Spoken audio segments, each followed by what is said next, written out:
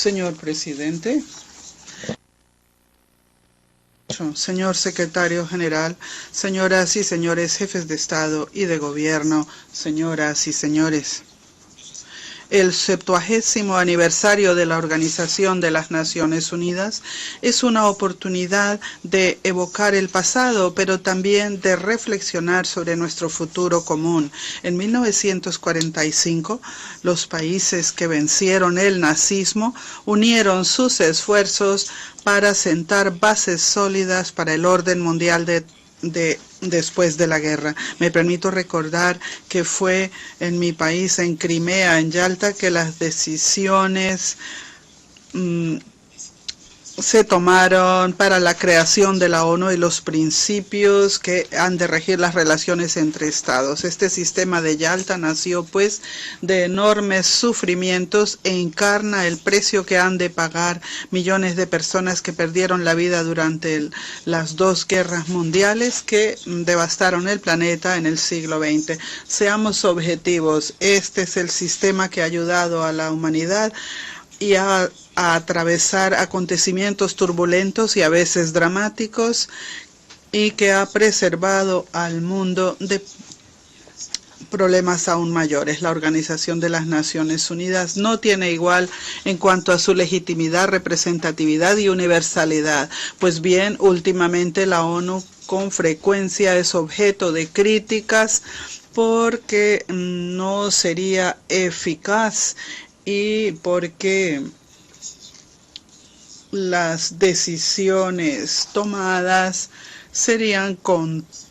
tendrían contradicciones insuperables, sobre todo entre los miembros del Consejo de Seguridad. De todas maneras, quiero recalcar que las Naciones Unidas siempre a lo largo de estos 70 años de existencia han persistido las diferencias, e incluso con el derecho de veto al que han recurrido Estados Unidos, Reino Unido, Francia, China, la Unión Soviética y Rusia. Es algo muy natural para una organización representativa. Cuando se crearon las Naciones Unidas, sus padres no pensaron que habría siempre unanimidad. La misión de la organización es buscar avenencias y su fortaleza viene de escuchar las diferentes opiniones y tomarlas todas en cuenta. Las decisiones debatidas dentro de la ONU pueden llegar a ser resoluciones o no. Como dicen los diplomáticos, se aprueban o no se aprueban.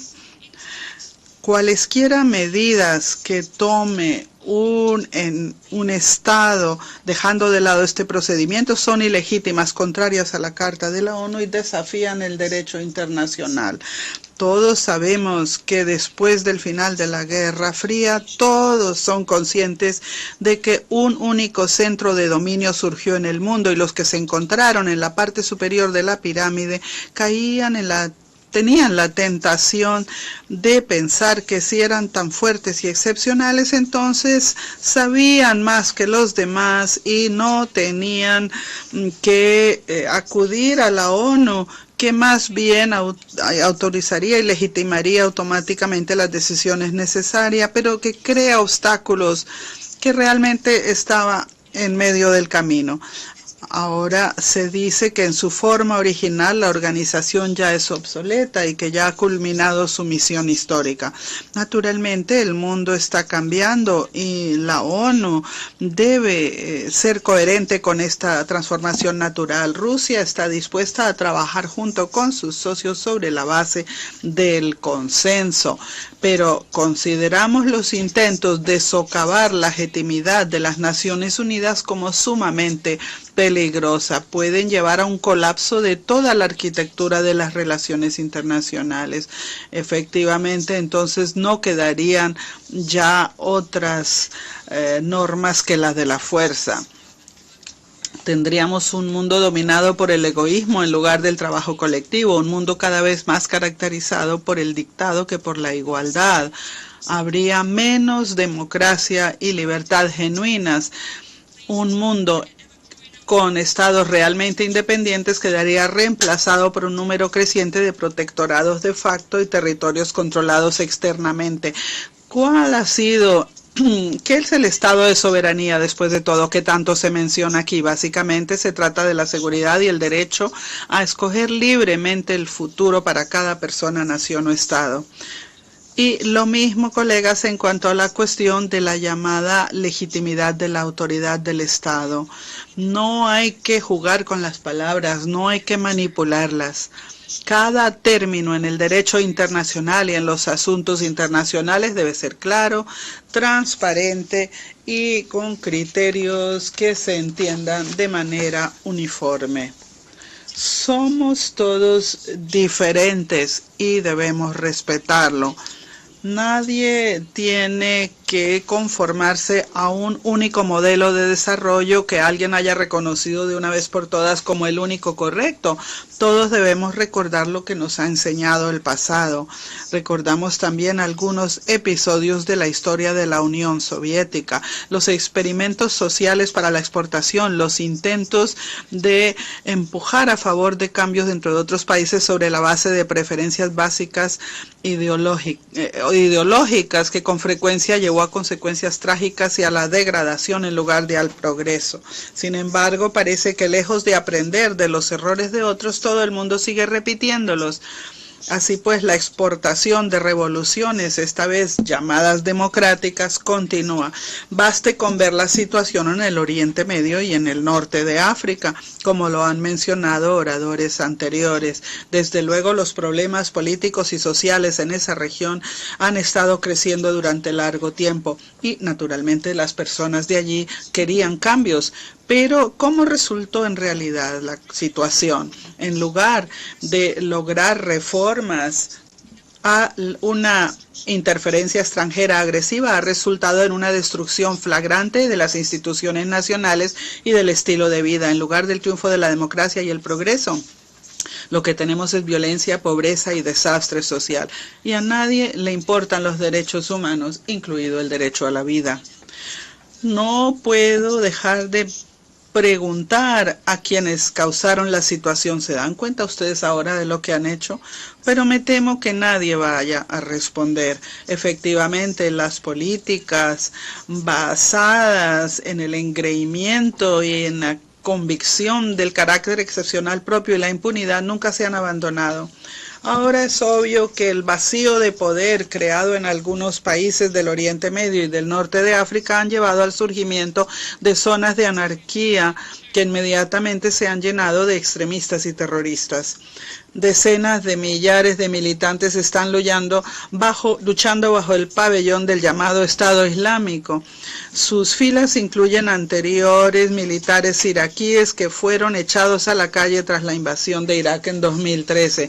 Muchos reclutas vienen también de Libia, un país cuya estabilidad se destruyó como resultado de la grave violación de la resolución 1973 del Consejo de Seguridad de la ONU, y ahora las filas de radicales se están añadiendo miembros de la llamada oposición siria moderada, apoyada por los países occidentales, que primero los armaron y los capacitaron, y luego ellos desertaron y se fueron al llamado Estado Islámico. Además, el Estado Islámico no salió de la nada, también inicialmente se forjó como una herramienta contra los regímenes seglares indeseables. Habiendo establecido un pie en Irak y en Siria, el Estado Islámico ha comenzado a ampliarse activamente a otras regiones, busca el dominio del mundo islámico y planea ir aún más allá. La situación es más que peligrosa. En estas circunstancias es hipócrita e irresponsable hacer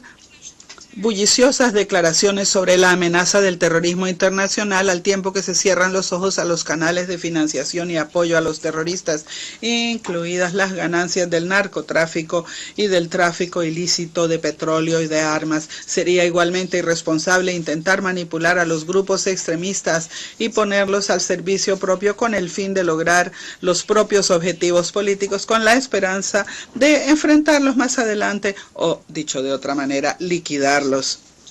A los que así actúan quisiera decirles, estimados señores, sin duda alguna están tratando ustedes con personas brutales y crueles, pero no son primitivos en absoluto. Son tan listos como ustedes y nunca se sabe quién manipula a quién. Los datos recientes sobre las transferencias de armas a esta oposición tan moderada es la mejor prueba de ello. Creemos que cualquier intento de jugar con los terroristas, menos aún armarlos, no solamente es de visión corta, sino que es peligrosísimo. Ello puede resultar en que la amenaza terrorista cada vez se haga más dramática, aumente más y engolfe a regiones nuevas, sobre todo cuando el Estado Islámico entrena militantes de muchos países, incluso los europeos. Desafortunadamente, debo decirles que Rusia no es una excepción. No podemos permitir que estos criminales que ya han sentido el gusto de la sangre regresen a sus hogares y continúen con sus malignas acciones. Nadie quiere que ocurra esto, ¿verdad? Rusia siempre ha sido firme y ha luchado de manera coherente contra el terrorismo en todas sus formas. Hoy prestamos asistencia militar y técnica tanto a Irak como a Siria y a todos los países que luchan contra los grupos terroristas. Creemos que es un enorme error el negarse a cooperar con las fuerzas gubernamentales de Siria que valientemente luchan contra el terrorismo. Debemos reconocer, por último, que nadie, excepto las fuerzas armadas del presidente Assad y las milicias kurdas, son quienes luchan realmente contra el Estado Islámico y otras organizaciones terroristas en Siria. Conocemos todos los problemas y contradicciones de la región, pero nos basamos en la realidad. Estimados colegas, debo señalar que el enfoque honesto y directo de Rusia se ha utilizado recientemente como pretexto de acusarla de ambiciones crecientes, como si quienes lo dicen no tuvieran ambición alguna. Sin embargo, no se trata de las ambiciones de Rusia, estimados colegas, sino del reconocimiento del hecho de que ya no podemos tolerar el actual estado de cosas en el mundo. Nosotros proponemos guiarnos por valores comunes e intereses comunes en lugar de por las ambiciones. Sobre la base del derecho internacional debemos unir esfuerzos para afrontar los problemas que enfrentamos todos y crear una coalición internacional genuinamente amplia contra el terrorismo. Así como la coalición contra Hitler podría unir a una amplia gama de fuerzas dispuestas a resistirse con decisión a los que, al igual que los nazis, siembran el mal y el odio en la humanidad. Y naturalmente los países musulmanes deben desempeñar un papel clave en la coalición, aún más porque el Estado Islámico no solamente plantea una amenaza directa para ellos, sino que además ataca a una de las mayores religiones del mundo con sus crímenes sangrientos. Los ideólogos de los militantes se mofan del Islam y pervierten sus valores realmente humanistas. Quisiera dirigirme a los líderes espirituales musulmanes. Su autoridad y su orientación son de gran importancia. Ahora es esencial impedir que las personas reclutadas por los militantes tomen decisiones a la ligera, y los que ya han sido engañados y que debido a las circunstancias se han encontrado ante los terroristas necesitan encontrar un camino a la vida normal, dejar las armas y poner fin al fratricidio. Como actual presidente del Consejo de Seguridad, Rusia pronto convocará una reunión ministerial para realizar un análisis a fondo de las amenazas en el Oriente Medio. En primer lugar, proponemos discutir si es posible llegar a una resolución destinada a coordinar las acciones de todas las fuerzas que enfrentan el Estado Islámico y otras organizaciones terroristas. Una vez más, esta coordinación debe basarse en los principios de la Carta de la ONU. Esperamos que la comunidad internacional pueda desarrollar una estrategia global de estabilización política, así como recuperación social y económica en el Oriente Medio. Entonces, estimados amigos, no habría necesidad de nuevos campamentos de refugiados. Hoy en día, el flujo de personas obligadas a dejar sus hogares literalmente ha rodeado al Oriente Medio y a Europa.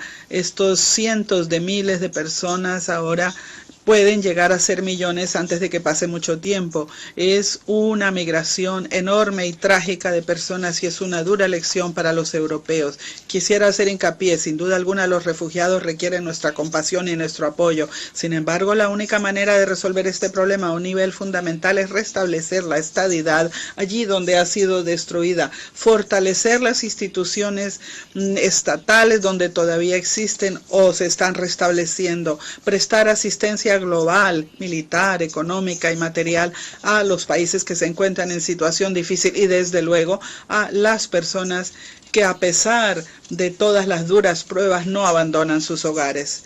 Naturalmente, cualquier asistencia a los estados soberanos puede y debe ofrecerse en lugar de imponerse, y ello de manera exclusiva de acuerdo con la Carta de la ONU. Dicho de otra manera, en este campo se está haciendo todo, se hará todo de acuerdo con las normas del derecho internacional. Eso debe apoyarlo nuestra organización y todo lo contrario a la Carta de la ONU debe rechazarse.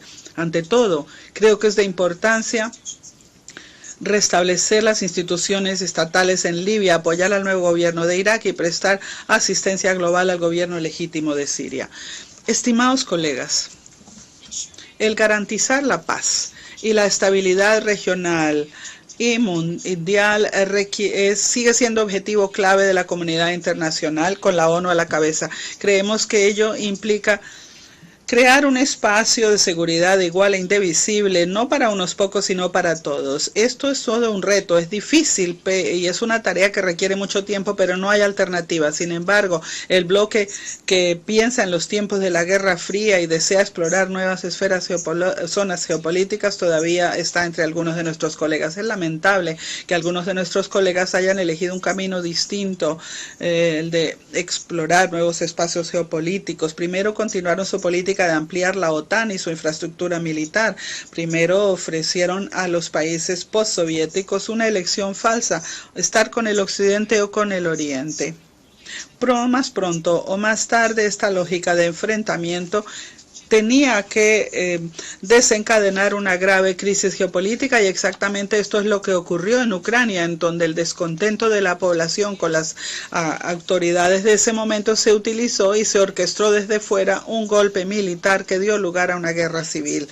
Confiamos en que únicamente mediante una aplicación plena y fiel de los acuerdos de Minsk del 12 de febrero de 2015 se pueda poner fin al derramamiento de sangre y se pueda salir del estancamiento. La integridad territorial de Ucrania no puede garantizarse con la amenaza y la fuerza de las armas. Lo que se necesita es un examen genuino de los intereses y derechos de los pueblos en la región de Donbass y respetar lo que elijan. Hay que coordinar con ellos, como lo dicen los acuerdos de Minsk, los elementos clave de la situación política del país. Estos pasos garantizan que Ucrania se desarrolle como Estado civilizado, vínculo esencial para crear un espacio común y de seguridad y cooperación económica en Europa y en Eurasia. Señoras y señores, he mencionado este espacio común de cooperación económica a propósito. No hace mucho parecía que en la esfera económica, con sus leyes de mercado objetivas, aprenderíamos a vivir sin líneas divisorias, construiríamos de manera transparente y conjunta normas, incluidos los principios de la OMC, estipulando la libertad de comercio, inversión y la competencia abierta. Sin embargo, hoy en día, sanciones unilaterales desacatan la Carta de la ONU y se han hecho comunes. Además de buscar objetivos políticos, estas sanciones sirven como medio de eliminar a los competidores. Quisiera señalar otra señal del egoísmo económico creciente. Algunos países han creado asociaciones económicas cerradas y exclusivas, negociándose su establecimiento tras bambalinas y en secreto respecto de los propios ciudadanos del país, el público en general y otros países. Y estos cuyos intereses pueden verse afectados no son informados de nada. Parece que estamos a punto de enfrentar un hecho consumado de que las reglas del juego se han cambiado a favor de un pequeño grupo de privilegiados sin que pueda decir nada la OMC. Ello podría desequilibrar totalmente el sistema comercial y desintegrar el espacio económico mundial. Estas cuestiones afectan los intereses de todos los estados e influyen en el futuro de toda la economía mundial y por ello proponemos discutir dentro de la ONU, la OMC y el G20. Contrariamente a la política de exclusividad, Rusia propone armonizar los proyectos económicos regionales. Me refiero a la llamada integración de integraciones sobre la base de normas de comercio internacional universales y transparentes. Como ejemplo, quisiera citar nuestros planes de interconectar la Unión Económica Eurasiática y la iniciativa china del Cinturón Económico de la Ruta de la Seda. Seguimos creyendo que armonizar el proceso de integración dentro de la Unión Económica Eurasiática y la Unión Europea es sumamente prometedor. Señoras y señores, los temas que afectan el futuro de todos los pueblos incluyen el reto del cambio climático mundial. Abunda en nuestros intereses el hacer de la Conferencia de la ONU sobre Cambio Climático a celebrarse en diciembre en París un éxito. Como parte de nuestra contribución nacional, prevemos reducir para 2030 las emisiones de gases de efecto invernadero al 70 o 75% del nivel de 1990. Sugiero, sin embargo, una mirada más amplia respecto de este tema. Sí, podríamos disminuir el problema durante cierto tiempo fijando cupos, cuotas en cuanto a las emisiones perjudiciales o tomando otras medidas que son solo tácticas, pero no resolveríamos el problema. Tenemos que tener un enfoque muy distinto, concentrarnos en introducir tecnologías nuevas, fundamentalmente nuevas, inspiradas por la naturaleza, que no perjudicarían el medio ambiente, sino que serían armonizadas con él. También restableceríamos el equilibrio entre la biosfera y la tecnosfera, que se vean afectadas por actividades humanas. Es un reto planetario, pero confío en que la humanidad tiene el potencial humanitario de enfrentarlo. Tenemos que unir nuestros esfuerzos. Me refiero ante todo a los estados que tienen una sólida base de investigación y que han logrado avances fundamentales en la ciencia fundamental. Propongo convocar un foro especial bajo los auspicios de la ONU para un examen global de los temas relativos al agotamiento de los recursos naturales, destrucción del hábitat y el cambio climático. Rusia estaría dispuesta a copatrocinar dicho foro. Señoras y señores, colegas, fue el 10 de enero de 1946 en Londres que la Asamblea General de las Naciones Unidas se reunió para su primer periodo de sesiones. El señor Zuleta Ángel, diplomático colombiano y presidente de la comisión preparatoria, declaró abierto el periodo de sesiones, dando lo que creo fue una definición concisa de los principios básicos que debería seguir la ONU en sus actividades, a saber, el libre albedrío, desafío de los trucos y los planes malignos y espíritu de cooperación. Hoy sus palabras deben guiarnos a todos. Rusia cree que el enorme potencial de la ONU, que debe ayudarnos a evitar otro enfrentamiento mundial y a lograr una cooperación estratégica. Junto con otros países trabajaremos siempre para fortalecer el papel central de coordinación de la ONU. Confío en que trabajando juntos haremos del mundo un lugar pacífico, estable y seguro, y crearemos las condiciones para el desarrollo de todos los estados y naciones. Gracias.